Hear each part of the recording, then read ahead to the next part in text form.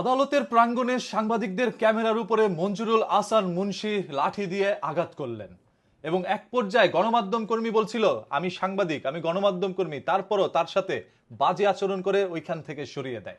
এমনই একটি ভিডিও দেখেন, সামাজিক যোগাযোগ মাধ্যমে ইতিমধ্যে ছড়িয়ে গেছে।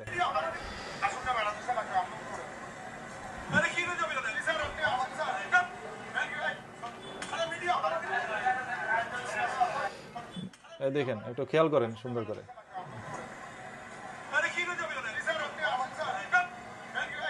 এই যে এখন লাঠি দিয়ে ক্যামেরার মধ্যে যে ধাক্কাটা দিছে, এইভাবে তিনি একজন মিডিয়া কর্মী বা গণমাধ্যম কর্মী, তাকে ওইখান থেকে সরিয়ে দেয় এবং অপমানজনক আচরণও করে। এই মঞ্জুরুল আহসান মুন্সি আসলে কে? তিনি হচ্ছেন কুমিল্লা ৪ আসনের একজন সংসদ প্রার্থী, যে আসনের মধ্যে হাসনাত আব্দুল্লাহ কিন্তু এবার নির্বাচনে দাঁড়াচ্ছেন। মানে তার বিপরীত প্রার্থী হচ্ছে বা বিরোধী প্রার্থী হচ্ছে হাসনাত আব্দুল্লাহ। এখন মঞ্জুরুল আহসান মুন্সি হচ্ছে বিএনপি থেকে দাঁড়িয়েছিল এবং তার যে প্রার্থিতা সেটা বাতিল করা হয়েছে। তিনি আর নির্বাচনে এবার আসতে পারছেন না, এই জন্য তিনি হাইকোর্টে হয়তোবা আপিল করেছেন, পরবর্তীতে হয়তোবা জানতে পারবেন।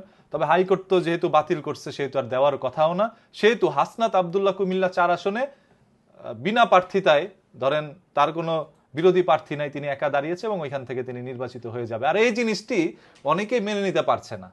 এই যে মঞ্জুরুল আহসান মুন্সি, যে বৃদ্ধ লোক, ভদ্রলোক, তিনি যেই আচরণটা করেছে, হয়তোবা এরকম আচরণ তিনি ওই এলাকার অসংখ্য মানুষের সাথেও করেছে, যার কারণেই আজ মানুষ তাকে পছন্দ করছে না এবং সেই সাথে গণমাধ্যম কর্মীরাও আজ তার কাছ থেকে এরকম আচরণ পেয়ে হয়তোবা তারাও মনের মধ্যে কষ্ট পেয়েছে।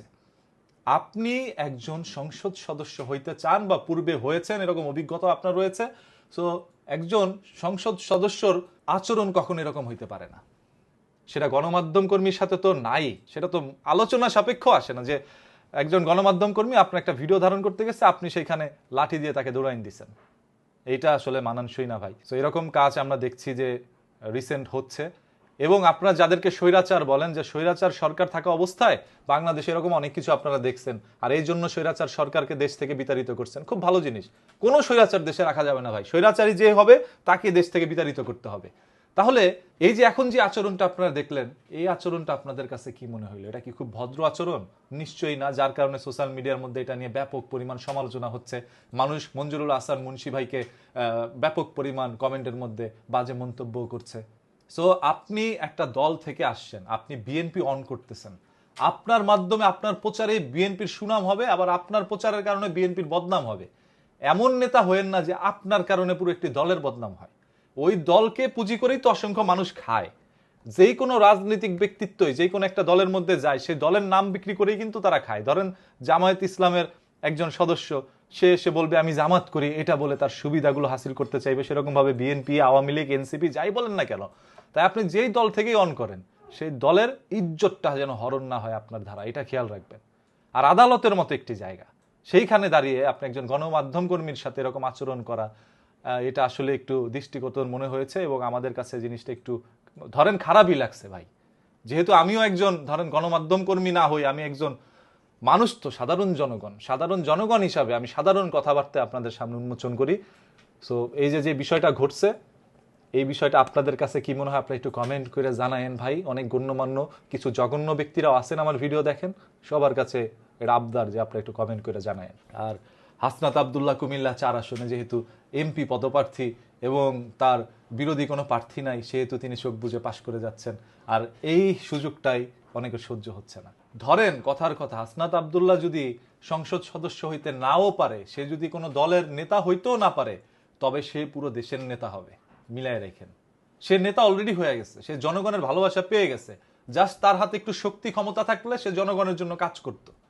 সুযোগ দিয়া দেখেন এই পোলাগুলা কি করে। সব তো সবাইকে এক পাল্লায় মাপলে হবে না। আর এই যে তার নাম হচ্ছে মঞ্জুরুল আহসান মুন্সি, সংসদ সদস্য হইতে চাইছিলেন, তার এই আচরণ থেকে আপনারা অনেকে শিক্ষা গ্রহণ করুন যে এই ধরনের আচরণ করা যাবে না।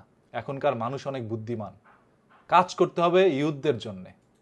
যারা এখন হচ্ছে আপনারা জেনজি যাদেরকে বলেন বা নতুন প্রজন্ম যারা, তাদের মাথার মস্তিষ্ক, তাদের চিন্তা ধারণা, এইগুলো নিয়ে অ্যানালাইজ করেন, এই ডাটাগুলো একটু চিন্তা ভাবনা করেন যে তারা আসলে কি চায়। তাদের মন বুঝতে পারলেই আপনি হবেন এই দেশের সরকার, আপনি হবেন এই দেশের নেতা। কারণ নতুন প্রজন্মই গঠন করবে আগামী দিনের সরকার। ভালো থাকেন, বাজে আচরণ থেকে বিরত থাকেন। আসসালামু আলাইকুম।